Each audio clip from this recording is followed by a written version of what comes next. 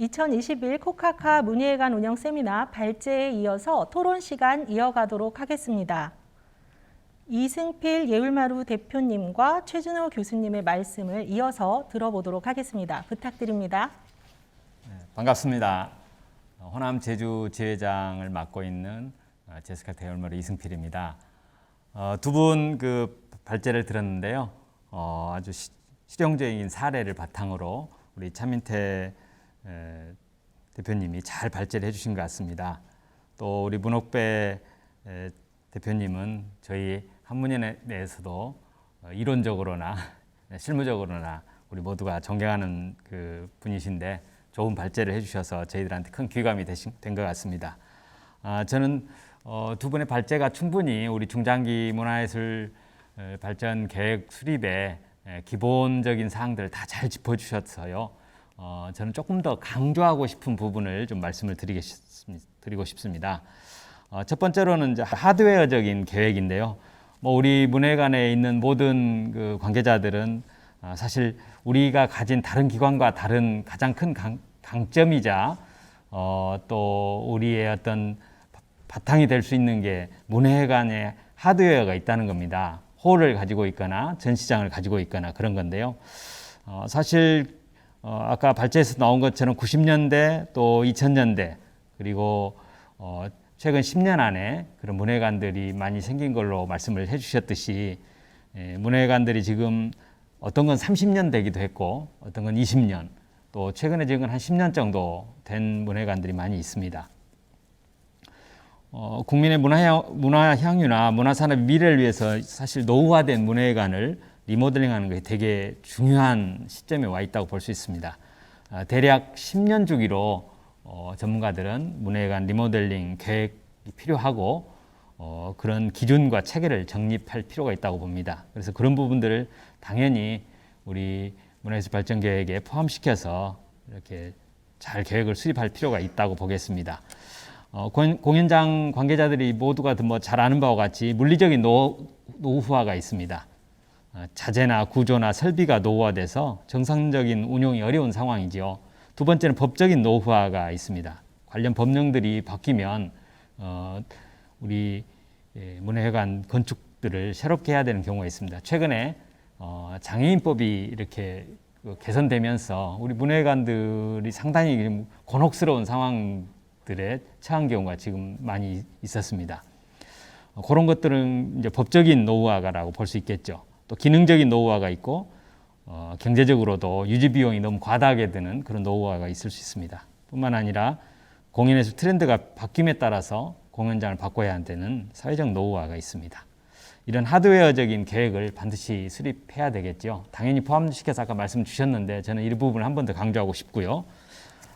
두 번째는 이게 이런 리모델링 먼저 첫 번째 리모델링 하드웨어적인 리모델링을 할 때 좀 국내외 사례들을 잘 살펴볼 필요가 있다고 봅니다. 제가 몇 가지 사례만 드러났는데요. 하나의 트렌드를 보실 수 있을 것 같습니다. 국외 유명 공연장들 보면 대체적으로 공연자와 관객의 편의성을 존중하고 대형 공연장 같은 경우는 관객의 객석 수를 좀 줄이면서도 공연 관람의 질을 높이는 쪽으로 가고 있고 또 다목적 공연장의 활용도를 높이고 있습니다. 대표적으로 보면 영국 런던의 바비칸 센터나 함부르크 엘브 필하모니나 싱가포르 에스플래네이드 해변극장 등 모두 다 복합문화센터를 지향하고 있죠. 그런가 하면 공연장의 전문성을 내세울 수 있는 메인 공간하고 이제 여러 장르를 소화할 수 있는 서브 공간으로 이렇게 분리해서 개편하는 사례들이 많습니다. 다음 크게 두 번째로 소프트웨어적인 측면에서의 계획을 말씀드리고 싶습니다. 공공시설 전체 약 452곳으로 나와 있는데 재정 자립도 13.7%, 연간 평균 수입액 24억 8천만 원, 공공지원금 포함해서 이런 통계들이 있는데요. 민간 시설에 비해서는 사실 지자체의 경우는 매우 낮은 자체 수입을 이렇게 기록하고 있습니다. 그래서 공공성을 지키면서도 재정 자립도를 높이기 위한 여러 가지 전략이 좀 필요한 것 같습니다. 또 다른 한편으로는 민간 공연장들의 이렇게 효율적인 장점들을 잘 살펴보고 그것을 계획 속에 반영하는 것도 필요하다고 보겠습니다. 공연 전시의 컨텐츠나 운영 효율성이나 특히 고객 만족도나 이런 부분들이 반드시 포함되어야 되겠죠. 세 번째는 휴머웨어적인 계획입니다. 아무리 시설이 좋아도 사실 그걸 운영하는 사람의 몫이 굉장히 중요합니다. 또 어떤 리더가 오느냐에 따라서 전체 조직의 그 방향들이 달라지듯이 이런 휴머웨어적인 계획을 꼭 포함시켰으면 좋겠습니다. 전체 지금 이거는 이제 예술경영지원센터 자료이긴 한데요. 그래서 아까 우리 발제자의 자료하고는 좀 기준이 다르긴 합니다만은 행정지원 인력의 비중이 굉장히 높은 것으로 예술경영지원센터 2020년 공연예술 조사에 나와 있습니다. 이런 전체적인 인력들이 사실 우리 문화예술 환경들이 많이 바뀌고 있지 않습니까? 이제 그래서 문화예술 인력들을 전문성을 더 보장해야 되는 그런 측면이 있고 또 4차 산업혁명이나 문화예술 콘텐츠가 이렇게 미디어 환경들이 바뀌면서 그런 전담 인력들이 더 양성되어야 되고 더 전문화될 필요성들이 있다고 보겠습니다. 끝으로 제가 늘 강조하는 부분이기도 한데요. 우리 문화회관을 둘러싸고 상당히 이해관계자들이 많이 있습니다. 관객도 있지만 우리에게 재정적인 부분들을 이렇게 서포트해주는 지자체나 또 관련 기관들이 있습니다. 뿐만 아니라 우리 예술인들이 있고 또 우리 문화회관에 종사하는 구성원들이 있습니다. 이런 다양한 이렇게 스테이크홀더들을 잘 서로 그 네트워크를 잘 맺고 서로의 관계를 잘 갖는 것들이 되게 중요합니다. 특히 우리 한국 사회에서 이렇게 서로 친해지고 이해하게 되면 일들을 다 도와주고 서로 협력할 수가 있지만 서로 관계가 소원하고 좀 껄끄러워지면 되는 일 하나도 없다고 할 정도로 그런 우리 한국 사회적 특성이 있습니다. 그런 면에서 저는 그런 네트워크 관리들을 하는 계획도 꼭 세웠으면 좋겠습니다. 전체 직원들이 또 참여해서 이런 5년이든지 10년이든지 이런 중장기 계획을 수립하는 것이 되게 중요하다고 저는 생각을 합니다. 저희 같은 경우도 이런 전략워크숍을 매년 하고 있는데요. 전체 직원들이 전체 모여서 하루 외부로 나가서 하거나 지금 코로나 상황에서는 불가피하게 내부에서 했습니다만은 전 직원이 참여해서 하는 그 계획을 수립하고 그걸 공유하는 것들이 굉장히 중요하더라고요. 그런 측면에서 향후 이런 네트워크 관리 계획이나 또는 일들을 이렇게 목표를 달성하는 데 필요한 체인지 매니지먼트, 변화 관리 계획도 함께 수립했으면 좋겠습니다. 이상 몇 가지 이렇게 강조하고 싶은 사항들 중심으로 토론문을 대체 발표를 마치도록 하겠습니다. 토론을 맡은 한국예술종합학교 연구원의 최준호입니다. 훌륭한 발표와 토론 잘 들었습니다. 저는 문화회관 중장기 발전 계획에 본질적으로 고려할 점에 대해서 말씀드리겠습니다. 전국의 문화회관은 지자체 규모에 따라서 광역시냐, 인구 20만 내외냐, 소규모의 기초단위냐에 따라서 기능이나 사회적인 역할이나 프로그램 등이 다를 수밖에 없기 때문에 다 다른 것이 나올 것이라고 생각합니다. 그럼에도 불구하고 가장 보편적이고 핵심적인 사안으로서 정체성에 관한 문제로서 꼭 생각해야 될 건 뭔가를 얘기하겠습니다. 문화회관은 일반 문화공간이 아닙니다. 공연예술 전문 공공공간으로서의 문화회관입니다. 몇 가지 화두를 던지겠습니다. 문화회관 내 여러 가지 사업과 그 부서들은 어떤 유기성을 가지고 있느냐. 두 번째, 어떤 자율성, 그 외부와도 함께 어떤 자율성을 가지고 지속적인 활동을 하고 있는가. 세 번째, 어떤 협력성을 가지고 있는가. 다른 문화회관, 민간 예술단체, 시민들 등등 장벽이 없이 어떤 협력성을 가지고 있는가. 표준화시키고 일반화시키는 것을 벗어나서 어떤 개성을 가지고 있는가. 이게 제가 던지는 키워드입니다. 말씀드리는 모든 것에서. 그리고 반드시 제일 처음으로 고려해야 될 점은 극장에서 공연 또는 전시되는 예술가와 작품과 관객에 대해서 전적으로 책임지고 있는가 하는 겁니다. 그러면 무슨 예술을 왜 하는 전문 공간인가? 이 질문에 답하면 여러 가지를 다 구성하는데 다 다른 환경에서 보일 것이라고 생각합니다. 중장기 발전 계획은 결국은 공연 예술 창 제작, 공급, 뭐 배급이라고도 할 수 있고 관객들의 수용의 사업장이죠. 그리고 시장이기도 합니다. 자, 그것이 얼마나 되는지 현황 분석이 나와야 되고 장단점 및 근거가 도출이 돼야 발전 계획이 가능한데 과연 이것에 대한 자료가 얼마나 나올지에 대한 회의적인 생각이 있습니다. 자료가 길기 때문에 시간이 좀 오래 걸리는데 훅훅 넘어가겠습니다. 질문을 많이 던졌습니다. 공연 제작은 어디서 누구에 의해 이루어지는가? 대한민국에서는. 제작된 작품들은 유통되고 있는가 과연? 누가 1차적으로 공연 작품을 구매하는가? 대관에서 기획으로 운영의 방향을 조금씩 옮겨가지만 도대체 어떤 작품을 기획할 것인지에 대한 내부 계획은 있는가? 공연장은 창작과 수용의 매개이면서 동시에 작품 공급과 구매가 이루어지는 현장인데 누가 창작하고 공급하고 구매를 하고 있는가? 더군다나 공공이라는 이름이 붙여진 공연장은 민간 극장과 어떻게 다른가? 공공극장은 창제작의 활성화를 위해서 기여하고 있는가? 관객의 확대를 위해서, 관객의 만족도를 높이기 위해서 예술적인 측면에서는 도대체 무슨 일을 하고 있는가? 자, 굉장히 많은 것들을 이 질문에 대한 답을 하기 위해서 던지지만 상당히 많은 대관 중심의 기형적인 공공극장을 우리가 볼 수밖에 없고 또 저렴한 대관료로 좋은 극장을 제공한다라는 지원 개념으로 들어가 있는 극장들이 많습니다. 어디에서도 극장의 예술적인 지향을 확인할 수가 없습니다. 분명히 전문 예술 공간입니다.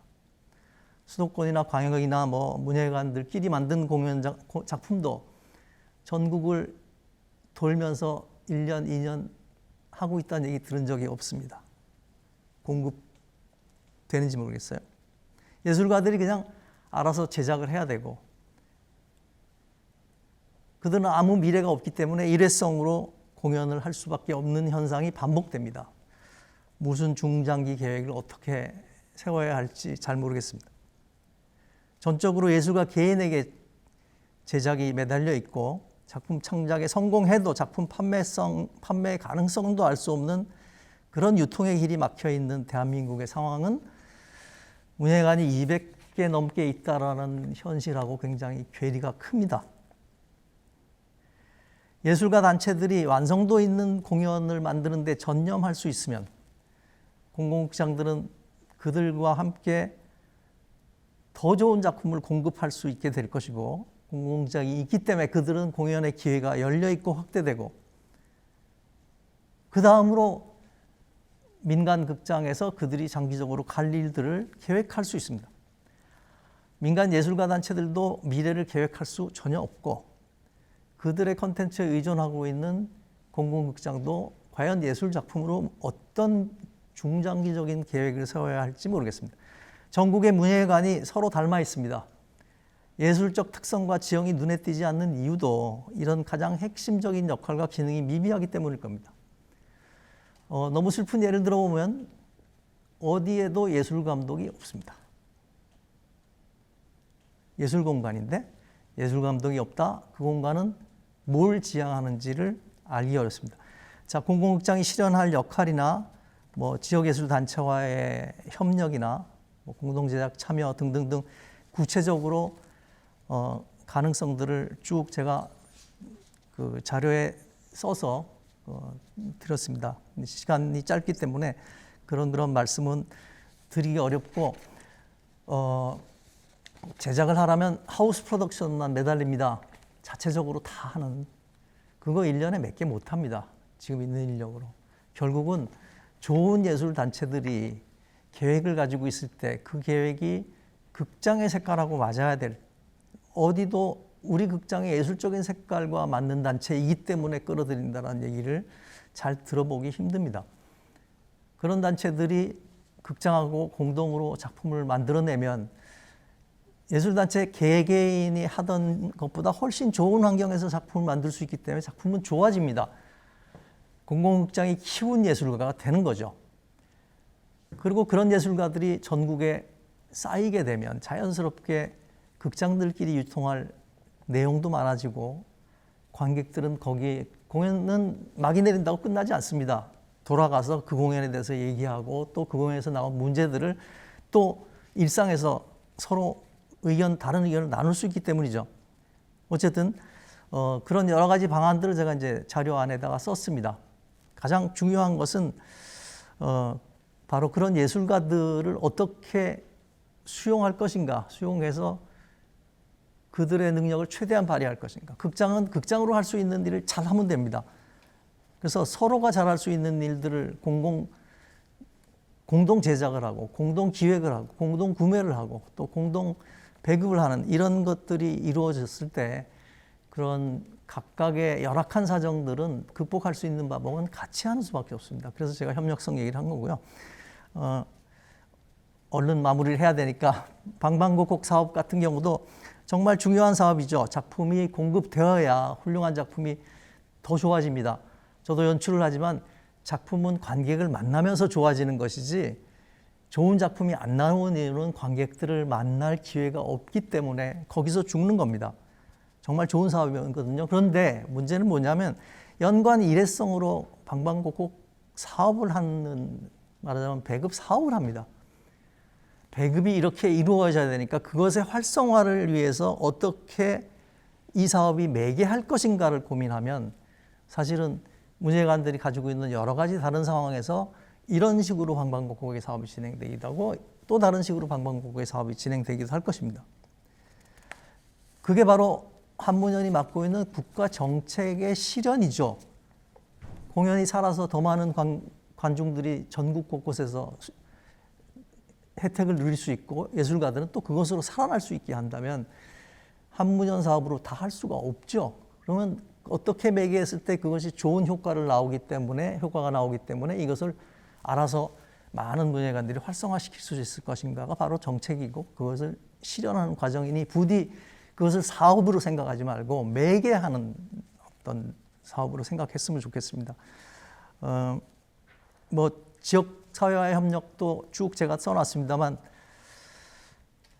여기서도 마찬가지로 다 다른 교육 프로그램들이 운영되기 때문에 자율적으로 독립적으로 운영은 하되 그 중심에는 극장이 있어야 됩니다. 극장은 어떤 프로그래밍을 하고 있기 때문에 그것과 어떻게 연결되고 거기에 들어오는 예술가들을 어떻게 활용하고 그 예술가들이 또 지역사회로 어떻게 가고 상주단체를 둔다면 그들의 특성은 어떻기 때문에 할 수 있는 장점은 뭐가 있기 때문에 또 관객 개발을 위한 목표라는 것이 있는 거죠. 그러니까 처음 얘기한 유기성이라는 것이 이렇게 관객 교육 프로그램도 같이 가야 됩니다.